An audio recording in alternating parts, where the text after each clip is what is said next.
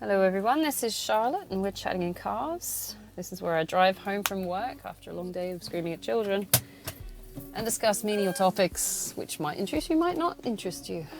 You are going to hear a lot of swearing. There is a disclaimer at the start of this podcast, obviously, because I don't want to offend you. Or do I?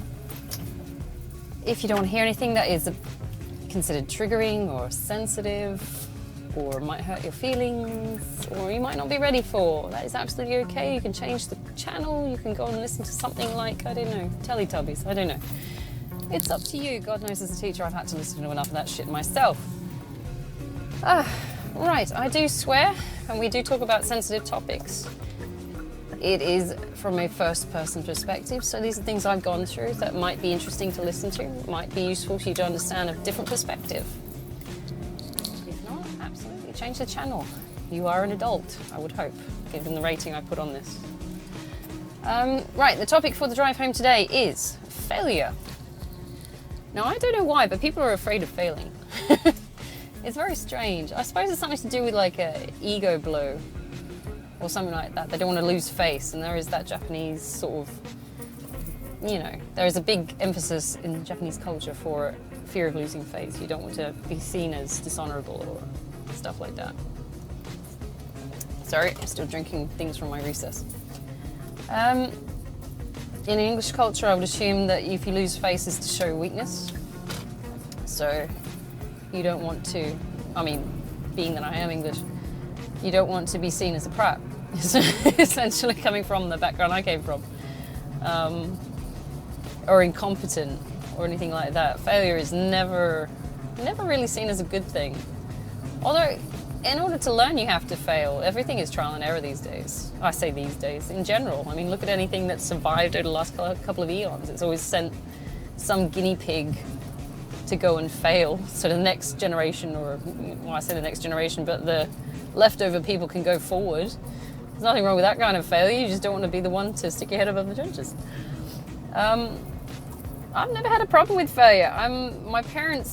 My mum was really one for saying that you won't fail, you'll get it right this right. So there was a huge amount of pressure to get it right, otherwise you were going to get the crap kicked out of you if you didn't get it right. My parents didn't leave much space for me to fail. They didn't let me fail. I don't know why. I suppose from a parental standpoint, sorry, my stutter's kicking in, that it would be, children are an extension of self to a certain degree, in a narcissistic sense, I think. But, you know, people want their kids to be mini versions of them. That's why they had kids, to perpetuate some kind of legacy, I would assume. And so when the child fails, they see it as a slight on them, maybe, I don't know. They take it very, very personally. They don't recognize the child from experience as an individual in itself with its own right to fail. So I think that's why a lot of parents are hard on their kids. It's a bit silly because you can't control the circumstances in which you exist that much that you won't fail. I mean, failure is absolutely part of nature. It's only through failure that we've made any kind of real development. It's like, okay, this didn't work this time. What can we do next time to make it work? So you keep trying. There was a famous quote, I think it was Benjamin Franklin. No, wait, it might have been Tesla or something like that. I haven't failed 100 times. I found 100 ways that it wouldn't work. There is a quote. It's a more optimistic view of failing. I mean, I don't see a problem with failing, to be honest. As a teacher, I see kids bombing out all the time. I, as an adult, have bombed out all the time. I've spent the last 37 years failing. There's nothing wrong with it. The thing is that people don't want to, A, lose face, or B, have to deal with the fact that they're not right. I think there's a very big ego push there. If you fail something, then ultimately it's a blow to the ego, blow to the self-esteem, which I think maybe I can safely generalize a large chunk of people don't have very high self-esteem these days. I think we're all sort of playing a guessing game. We want to believe that we know what we're doing, which is why people get so, irate when they find, difference in other people's opinions about certain topics. The cognitive dissonance is like, they don't believe what I believe, therefore they're wrong, therefore we have to go to war, or some shit like that. It's usually stupid stupid things that kick off wars and fights and things like that. Petty little things. Or I say petty little things. Sometimes it's real horrible things like war crimes and stuff. As we're facing currently with Ukraine and Russia, we're seeing a lot of war crimes come out in the wash. Putin himself is having to fail at this point, and he's not coping very well, so it'll be interesting to see what he does next, considering I don't think he's the kind of person that can accept failure, or even that he's possibly human. It's very odd. But as a child, you spend most of your time, you're afraid to disappoint people around you, like your parents.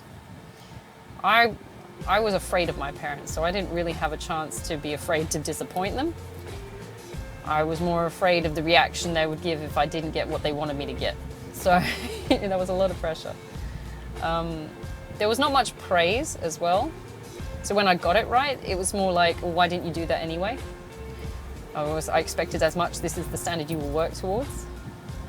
So I don't know what kind of parenting technique really that is, but it wasn't exactly nurturing. Failure wasn't rewarded. Achievement wasn't really rewarded. So when it comes to people doing things like flattery and stuff like that, it has no weight with me. It's like, oh, you're really smart, or oh, you achieved all this stuff. And it's like, oh yeah, okay. Well, I was going to do it anyway, right? It's like, no, well actually that's a bit out of the ordinary. Fuck it, I was going to do it anyway. It's expected of me. So there's a weird relationship I have with failure. I don't mind doing it now because I've got no one to impress. I got to a certain age, around about my early teens, I stopped trying to impress my parents because I didn't give a fuck. They had disappointed me, so I didn't bother worrying about failure. Especially when I got into my uni, I got past my first degree, which was my basic teaching degree, and I said, right, that's about it. And then I went on to do other degrees, and I didn't bother really including my parents' approval in any of those. Because I'm like, I did what you asked me to do. Now whatever comes after this is for me. I was not afraid to fail. I failed. There are always chances to retake the course, or to try again, or to try a different way, or, there's usually some kind of loophole you can exploit to get a bit further, or try again, or do something like that. You just got to be strategic about it. Look outside the box. There's no real failure. Even every failure is a learning experience. You can learn from it.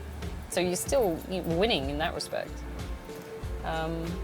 When I look back at my circumstances with uni courses and things, I failed quite a few units, and it was partially because I just wasn't in it, or there was stress going on, or I didn't understand it. It's like I'm freely able to admit that I'm not great at something. And I think to be human is to not be great at things. We all want to be pumped up and think we're fucking amazing. Maybe, I don't know. Maybe that's too much of a generalization. But the fact is, we're all human, we got flaws. We're not gonna get everything right the first time. And it's okay to fail. You always do it again anyway, fuck it. You have a laugh. The best thing to do, I think, is to have a laugh when you fail. Yeah, I think that, because there's so many fail videos on YouTube anyway, so go and have a look at those too. But have a look at your own, and don't take it so seriously. Look, oh, I'm still human. I failed this. That's okay. Try again. Try again. Try again until you get it right. Look for other ways of doing it. Go and ask other people what they did to get it done. You will inevitably have to get done, so just don't stress if you fail. Looking at big life things like my being married. My marriage failed. I learned so much while I was in the marriage that I know if I ever got married again, I would be all right. I don't really see that as a failing. I see, if I could break it down to its components, anything that was a fail in that was the wrong person. And failing to see how that kind of person could exist in that circumstances, and that an eventuality not happening. Of course, he didn't actually tell me that he wasn't monogamous until, a month after our 6-year anniversary. But, whoops, failed to mention that one.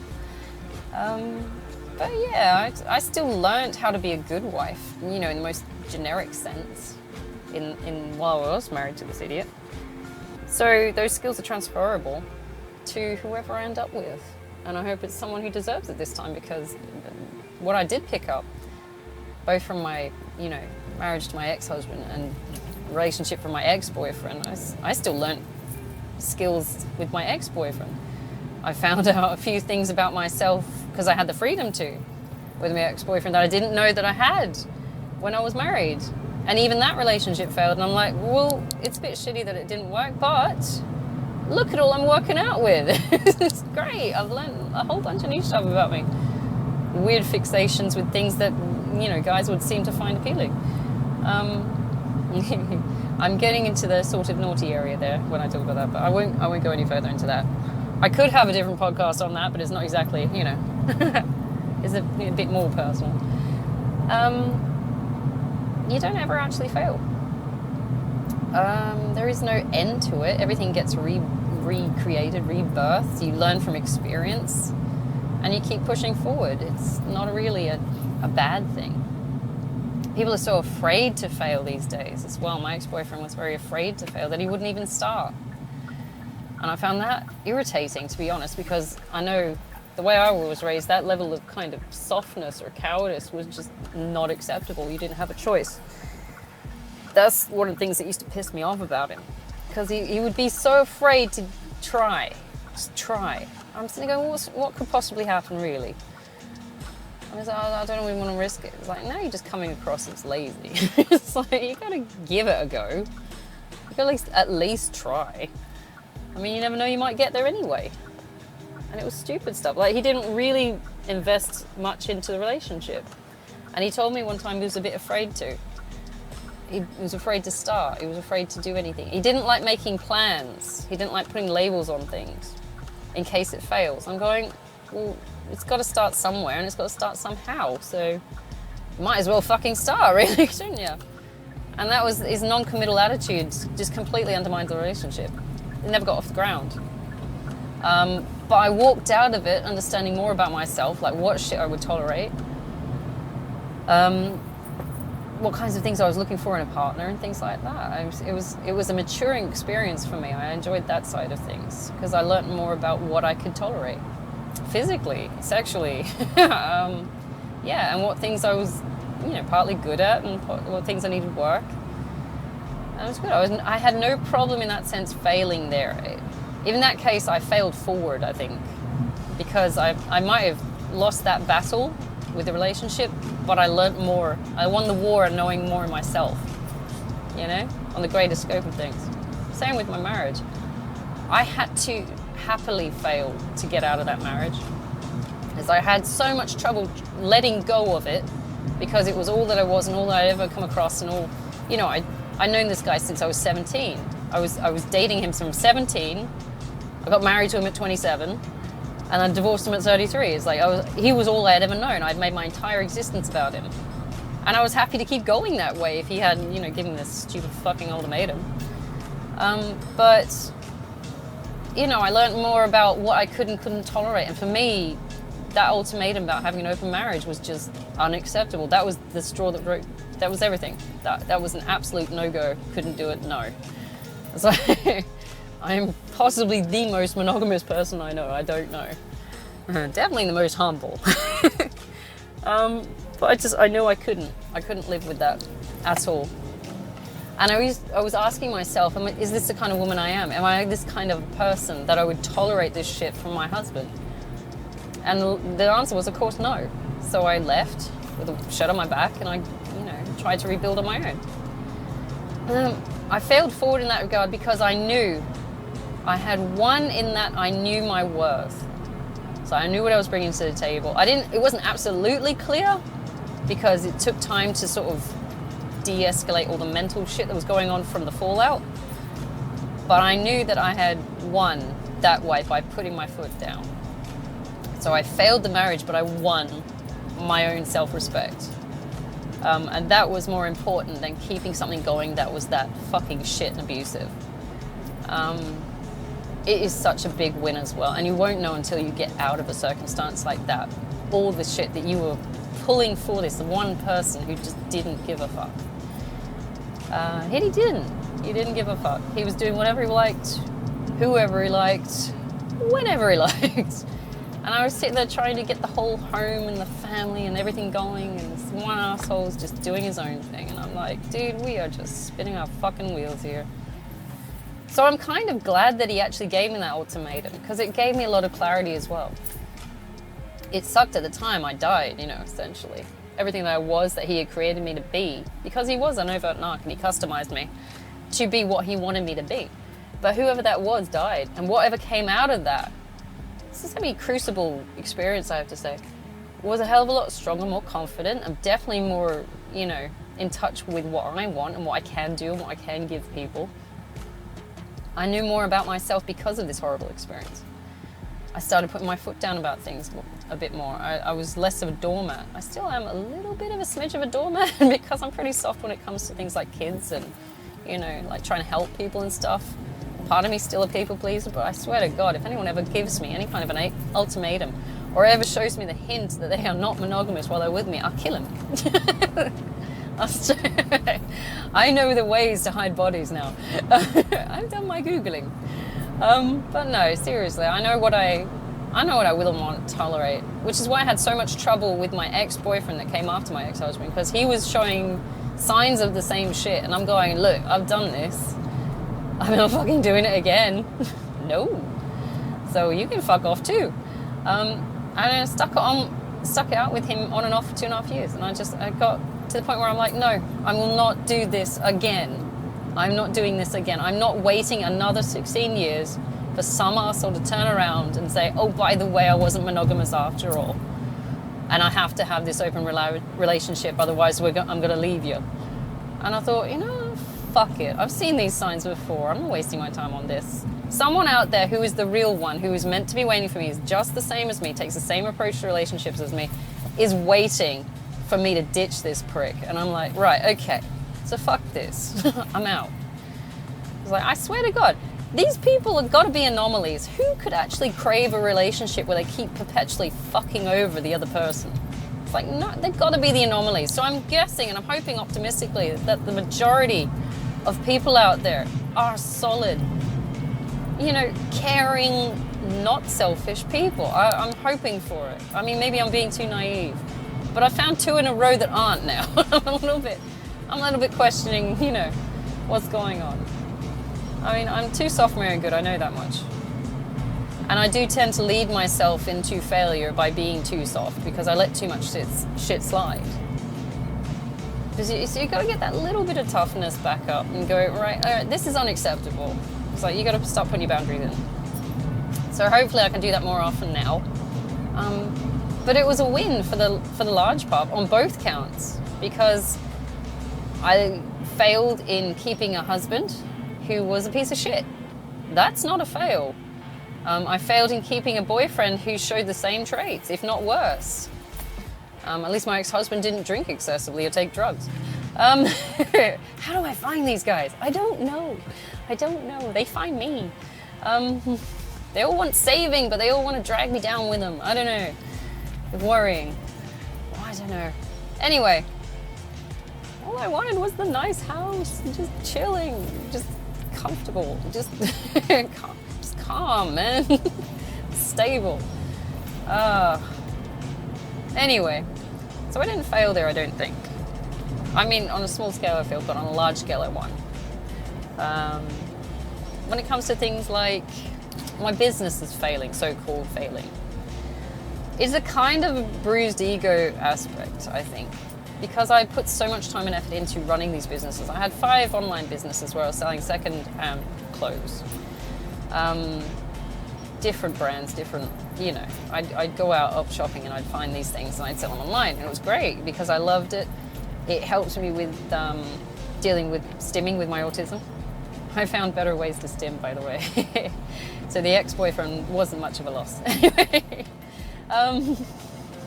that's rude. Yes, it is, but the boys like it. So yeah, no, but the repetitive motion helped me de-stress and I got on with things. And it was really relaxing. It was also productive because I was pulling in some cash for the household. And that went on basically him, or my ex-husband, but But it was an idea. I felt I was contributing a bit more. And then it collapsed because I separated and got divorced and all that, and I just couldn't keep the money coming in to run it, and I couldn't keep my head together to run it, to be honest. I was not in the right place. It took a lot of energy and effort and commitment to keep that ball rolling, and I technically just let it run out. I couldn't keep up with it because I was fucked. I was tired, I was ravaged and devastated, and all these horrible things that happen when somebody who you trust and think you love abandons you for a whore, or several whores, or who knows. So I'm not angry. I came out the winner. Christ knows where he is. Anyway, I think you're going to find a lot of divorced people take that same mindset. Anyway, we're not going down this venting about horrible ex-husbands. Or ex-wives, you know, it goes both ways. I've known some lovely men that have had these horrible bitch wives and they cheat on them, and it's like, I cannot believe that happened to you. I don't understand. It's absurd. But is it a failure really, or are you losing a really horrible person? I don't think it's a bad thing. I think this is your second chance. So you might have failed at that particular marriage, but your next marriage, if you do choose to, could be so much better. And you find someone who's lovely and who will look after you and enjoy being cuddly with you. Because I'm cuddly. I like hands-on affection. My ex-husband wasn't. He was a pig. My ex-boyfriend was even more so a pig. I'm very hands-on. I like the softness. I didn't have it growing up, so I like it now. But, you know, I failed keeping hold of this asshole who didn't deserve me, to be honest. And the amount of effort and time and everything, resources I was putting into that thing just to keep it alive was not worth keeping alive. So I won on the bigger scale because I have a severe feeling that he's not going anywhere with his life. And that's just from knowing him for that long. He's a born quitter. Everything he touches, he gives up on. Marriages, Navy, jobs, courses, uni courses, friends. You know, it was very weird. I've never known someone to quit so much. So, what are you actually trying to achieve? And don't fear failing, because that's part of the whole feedback circle. That's just a blip on the cycle. The majority of growth comes from failing. You've got to fail, otherwise you won't know what went wrong, what you need to change, or what can be better. So what have you actually failed in, really? You're just part of a cycle. It's not a negative thing. It might not be a positive thing. I don't know. From my perspective, failing has only been positive. I've had a chance to regroup. I mean, we're out in the real world now. Nobody's got trust funds and we're working without a net. So failure is very real. But it's okay to. Because, you know, you're going to reconfigure. You're going to adapt. You're going to overcome. Improvise. Thank you, Canadians. And we're just going to fucking get through it. And nobody really has a plan anyway, so you can't whole solely commit to a plan. Plans don't work. You can make the best plan, and this is from the army, this is. But as soon as you get in the field, it can fall to shit, given what changes in the field. So even, you know, SAS soldiers and shit will make plans, but they're always working documents. They know shit will go tits up. They know anything can happen out there, so they don't bother making these watertight fucking plans. They don't mind failing, and that's brilliant. As long as you fail, you know, with your head up and a plan and an ambition to keep going, that's acceptable. It's when you fail and you give up altogether and you have a tanty. Rage quitting is the most hilarious thing I've ever seen. I've never seen grown adults have tantrums until I started watching gaming channels. I'm like, what the fuck? You're like a 40-year-old dude. What the fuck is happening? You're just rage quitting like a toddler and going, what is happening?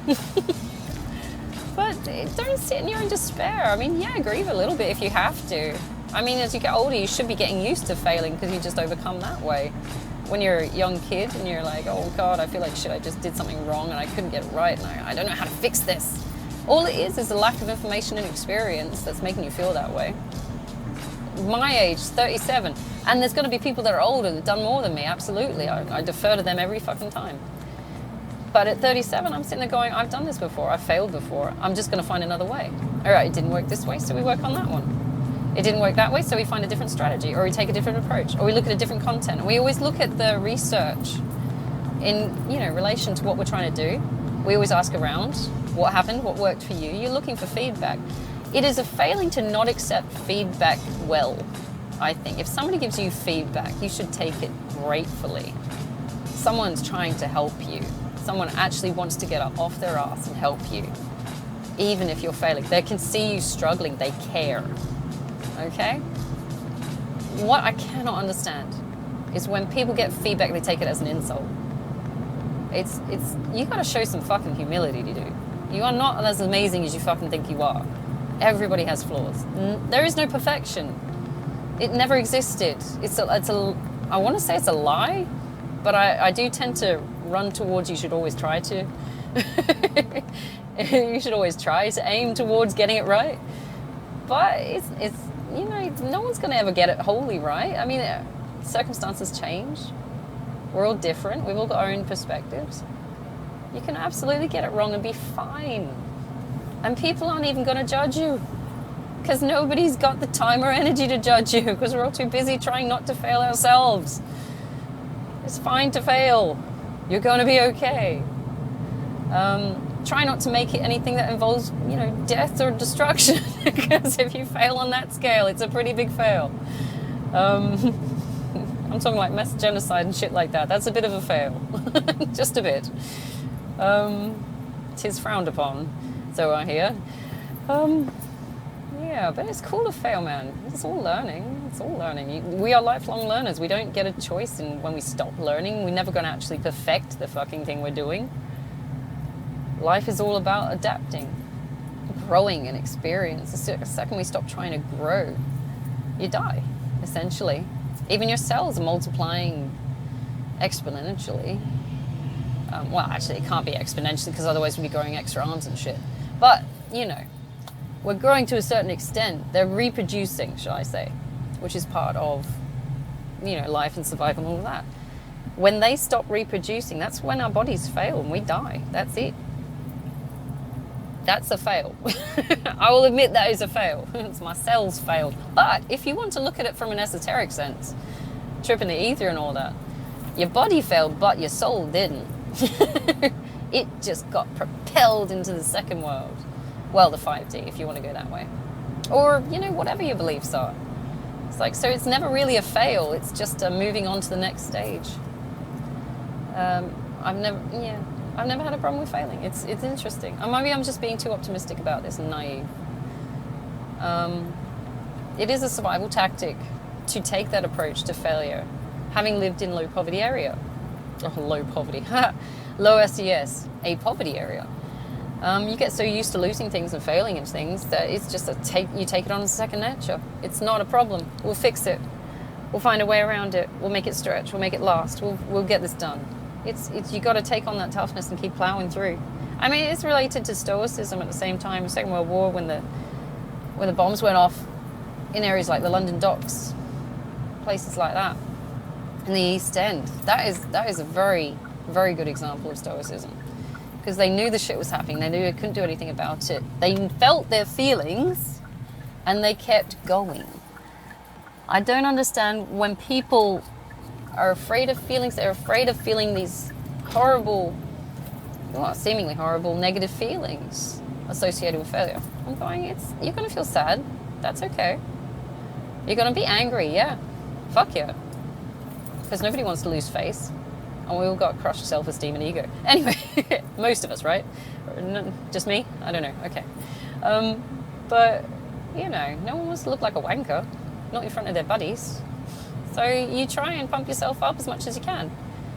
And then there's that weird social approval thing where everybody wants people to approve of whatever they do. So, of course, they don't want to fuck it up. There's nothing wrong with fucking it up. There's nothing wrong. Just let it be a consistent thing, and don't let it undermine your goals and tactics, and just don't sit in failure. It's all right to fail. Just don't sit there. Don't live there. Don't mope. Oh, my God. My ex-boyfriend used to go into these fucking moping sessions, pity parties. And he wouldn't take advice. He wouldn't. I'd be like, oh, okay, have you tried this?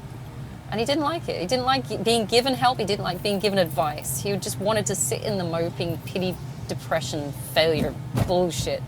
And it used to drive me nuts. I'm like, you're not trying. You got to try. You got to ask around, see what can be done. How can we fix this? How can we develop it? I mean, it's all part of living. That's survival. You don't just sit in it and go, oh God, I guess I'm going to die then. I guess I'm going to fail then. Fuck it. You sad little twat. Get up. Stop it. Who does that? It's acting like a fucking infant. It's weird. I couldn't understand it, but he did it frequently. I'm going, this is insane. What are you looking for? This is a self-inflicted gunshot wound, and you're still looking for people to feel sorry for you about it. I don't understand this. If we were in the wild, you'd be dead by now. Stop it. Yeah, so you can't sit in that. Pity parties are not a thing. Don't do them. Come on. Take a day to grieve if you have to. Maybe a week. I don't know if you got like full-blown depression or some shit, but you make a game plan, dude. You get out of there. You get out of that funk. For God's sake, take a shower. People at the gym's turning up smelling like shit. I hate it. I do. I got a big thing about smells. Oh, dude, there was this guy smelled like ballsack and taint the other day. He was at the gym and he was on the treadmill. And I'm going, you haven't washed in a week. I nearly rage quitted that session. I nearly did. I did. That's like instant rage. But anyway, that's a failing hygiene, people. We don't do that here. Ugh. Not right. Anyway, I could go on all day about that. Gym peeves. So you don't sit in it. Make a game plan. You need to redirect what goals you are making. Maybe the goals you've set are too high for now. So we break those goals into little sub-goals. You just chunk it. It's cool. Then it's very achievable. If those ones that you've just sub-made are too big, then sub them again. Break it down. You've got to keep breaking it down. You're making a path to which you want to be successful. Failure is not a problem. You might take 2 steps forward, 1 step back. That's fine. As long as you're still going that extra 1 step. Keep going. Don't just sit on that 1 step back and say, fuck it, I can't keep going. No one does that. That's not the thing to do. We're all adults here. We find a way. Even if you take a breather, we find a way. Nature always finds a way. What is it? Jeff Goldblum. I fucking love that guy. Nature finds a way. We gotta find a way, dude. Okay? You gotta keep going. I know my voice is getting higher in volume. Or pitch. One of them. My kids at the moment are finding things that are not conducive to prepping up the image the parents have pumped them up to be. I'm feeling really sorry for them right now. Because I know the parents are doing their best to try and pump up their self-esteem. I know what they're trying to do. But it's fucking with their resilience. So consider yourself lucky if you've gone through some kind of turbulent history. It was fucked up at the time, and I can absolutely 100% relate. If you've listened to any of the other podcasts, you'll know the kind of shit I've gone through. It sucks at the time. It fucking sucks at the time.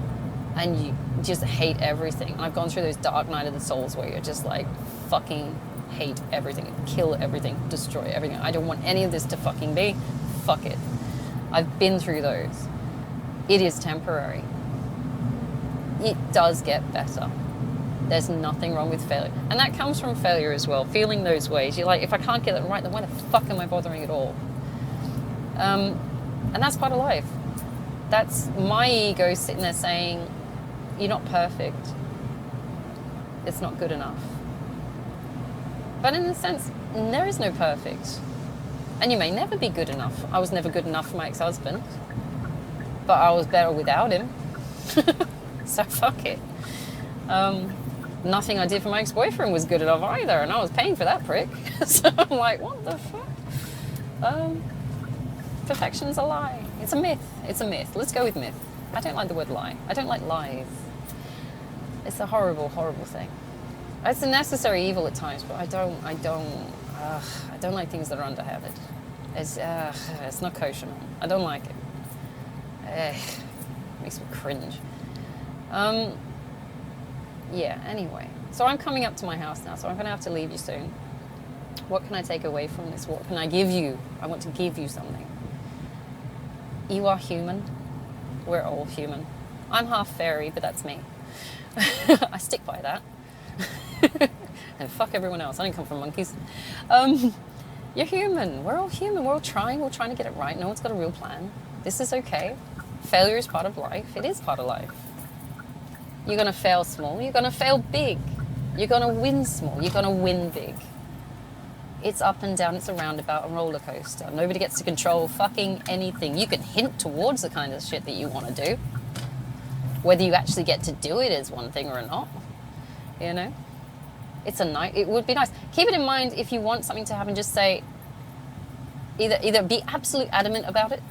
It's like, this will happen. This will occur because I will do it. And these are the steps and programs and plans I'm going to do. Or say, keep it in mind with a grain of salt, it would be nice if. And if it doesn't happen, that's okay too. It's when we overcommit to things that we fear failing. If you want that, perfect person in your life, I don't think, honestly, you could force them into it. I'm holding up Keanu Reeves or Tom Hardy, I don't know. But, I don't think you could force it. So, keep it in mind. It would be nice. But if it doesn't happen, that's okay too. If you emphasize the need to succeed and get it right so much, you're going to put too much pressure on yourself and you will burn out. And you will have a fear of failing, because if you don't get it right, you've built yourself up so much. And then it all comes crashing down if you don't get it right. And I feel so much for you if that happens, because I don't want your self-esteem to go down the shitter. All right. But, we have to accept that sometimes we're not going to get it right. And it's okay. It's okay to not get it right. We just try again, formulate a plan, and get on with it. Okay? Try again. Now I'm just pulled in. You can tell because the volume's slightly quieter. So I'm going to have to go in and eat something because I'm starving. Take it as a learning experience. There's nothing wrong with learning. There's nothing wrong with failing. I want you to have a great afternoon. I will be doing another podcast tomorrow. And hopefully we can talk about something that's, something interesting. I mean, I'm doing all these deep and meaningfuls at the moment. I keep pulling out deep and meaningfuls, touchy-feely topics. So I don't know. Maybe I'll just talk about something random like Australian wildflowers or some shit. It's like, well, this is just a lighthearted one. Yeah, well, that's fine. Take it easy and I'll see you tomorrow.